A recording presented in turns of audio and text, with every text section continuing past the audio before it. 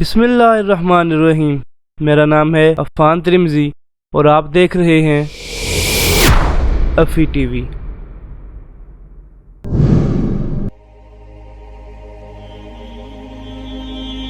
ये 9 हिजरी की बात है जब एक किताब लिखी गई शज़रातुज़ ज़हब, जिसमें एक नौजवान अबू बकर बिन अब्दुल बाकी रहमतुल्लाह अलैह का वाक़या आता है।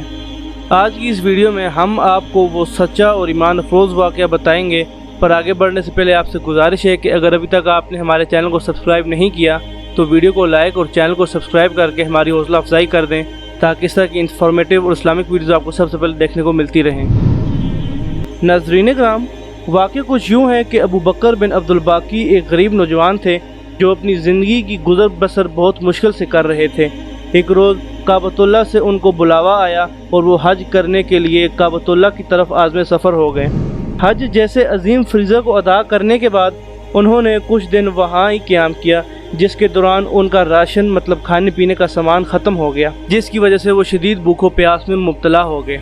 एक दिन मक्का की गली में से जा रहे थे तो उन्हें ज़मीन पर पड़ी हुई एक पोटली नज़र आई।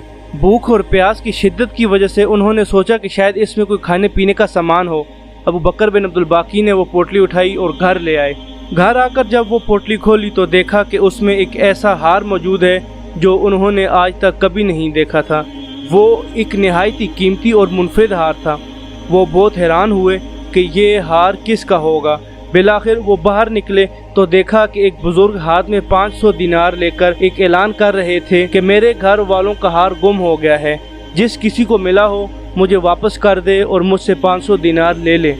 अबू बकर बिन अब्दुल बाकी ने उन्हें बाजू से पकड़ा और घर ले आए और उनसे कहा कि मुझे मेरे 3 सवालों का जवाब दे दो, अगर तो वो जवाब सही हुए तो ये हार मैं तुम्हें दे दूंगा। अबू बकर ने 3 सवाल पूछते हुए कहा, पहले मुझे ये बताओ कि वो हार जिस पोटली में था वो पोटली किस चीज़ की बनी हुई थी। दूसरा ये कि पोटली को जिस चीज़ से बांधा गया था उसकी निशानी बताओ। और तीसरा ये कि उस हार की निशानी बताओ। इन सवालों का जवाब बता दो तो मैं आपको वो हार दे दूंगा। वो बुज़ुर्ग बोले कि वो पोटली रेशम की है, उसको रेशम के धागे से बांधा गया है और हार में 30 नग लगे हुए हैं। अबू बकर बिन अब्दुल बाकी ने कहा, बिल्कुल सही, ये रहा आपका हार। उन बुज़ुर्ग ने हार लिया और अबू बकर को 500 दिनार दिया, जो अबू बकर ने लेने से इनकार कर दिया। वो बुज़ुर्ग बहुत हैरान हुए और 500 दिनार न लेने की वजह पूछी। अबू बकर ने कहा कि ये मैंने सिर्फ़ अल्लाह के लिए किया है, बसीते मुसलमान, ये मेरा फ़र्ज़ था कि ये हार मैं इसके असल मालिक को वापस करूं, क्योंकि ये मेरे पास इमानत थी। मुझे इसका अजर आपसे नहीं बल्कि अल्लाह पाक से चाहिए। वो बुज़ुर्ग बहुत हैरान हुए। बिलाखिर वो चले गए। कुछ अरसे बाद अबू बकर माली तौर पर चूँकि कमज़ोर थे तो वो तिजारत की गर्ज से हिंद की तरफ आज़म सफ़र हुए।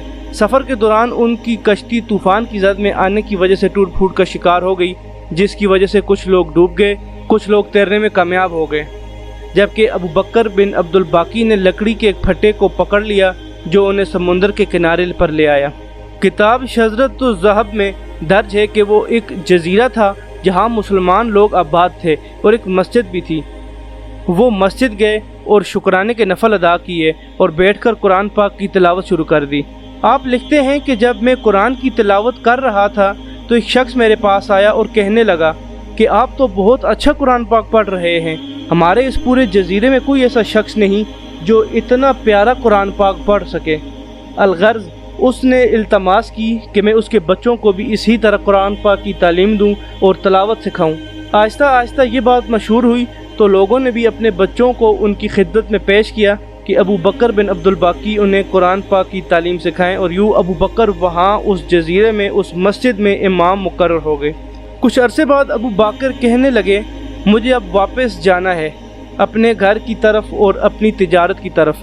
तमाम जजीरे वालों ने आपको मिलकर रोक लिया और कहा कि आप ना जाएं, क्योंकि आपके आने की वजह से हमारे इस जजीरे पर कुरान पाक की तालीम फैल रही है।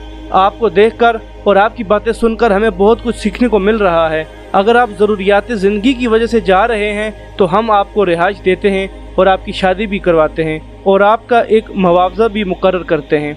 अबू बकर बिन अब्दुल बाकी ने थोड़ा सोचने के बाद जाने का इरादा तर्क कर दिया। उस जजीरे वालों ने आपकी शादी एक यतीम लड़की से करा दी जो बहुत मालदार थी।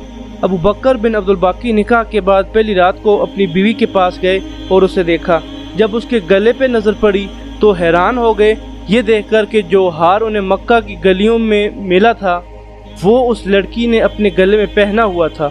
وہ بہت حیران اور پریشان ہوئے پر کچھ نہیں بولے۔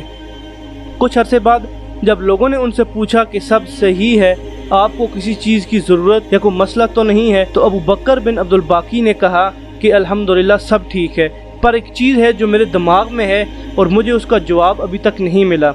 بات یہ ہے کہ میری بیوی نے ایک ہار پہنا ہوا ہے جو مجھے مکہ کی گلیوں میں ملا تھا اور میں نے ایک بزرگ کو واپس کر دیا تھا۔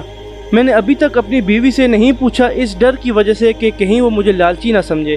یہ بات سنتے ہی ان تمام لوگوں نے ایک ساتھ تکبیر پڑھنا شروع کر دی اور کہنے لگے کہ اس کا باپ جو اس علاقے کا ایک بڑا انسان تھا وہ ہمارے پورے اس علاقے میں ایک کہانی سنایا کرتا تھا کہ ایک شخص مجھے ملا، اس شخص سے زیادہ نیک انسان میں نے آج تک نہیں دیکھا، اس سے زیادہ امانت دار شخص میں نے آج تک نہیں دیکھا۔ وہ ہم سب کو ایک لڑکے کی کہانی سنایا کرتا تھا کہ کیسے اس کا ہار گم ہو گیا اور ایک نیک لڑکے نے وہ ہار بغیر کسی قیمت کے واپس کر دیا، اور وہ دعا کرتا تھا کہ یا اللہ میری بیٹی کی شادی اس بندے سے کروا دے جس نے مجھے وہ ہار ڈھونڈ کر دیا تھا۔ ابو بکر بن عبد الباقی بہت حیران ہوئے کہ کس طرح سے انہوں نے ہار اللہ کے لیے دیا اور صرف اللہ ہی کی ذات سے اجر کی امید لگائی، اور اللہ نے کس طرح سے انہیں وہی ہار واپس کر کے نوازا اور ان کی شادی کروائی۔ سبحان اللہ۔ ابو بکر بن عبد الباقی لکھتے ہیں کہ ایک دفعہ ہمیں پیسوں کی ضرورت پڑی تو ہم نے سوچا کہ اس ہار کو بیچتے ہیں۔ جب وہ ہار بیچنے گئے تو وہ 5 لاکھ دینار کا بکا۔ سامعین کرام، انسان اگر کسی کے ساتھ نیکی کرے تو اجر کی امید صرف اللہ پاک سے لگائے اور لوگوں کی طرف نہ دیکھیں۔ اس خوبصورت پیغام کے ساتھ ہم آپ سے اجازت چاہتے ہیں۔ جلدی انشاءاللہ ایک نئی ویڈیو کے ساتھ حاضر ہوں گے۔ تب تک کے لیے مجھے اپنی دعاؤں میں یاد رکھیے گا اور اپنا بہت سارا خیال رکھیے گا۔ اللہ حافظ۔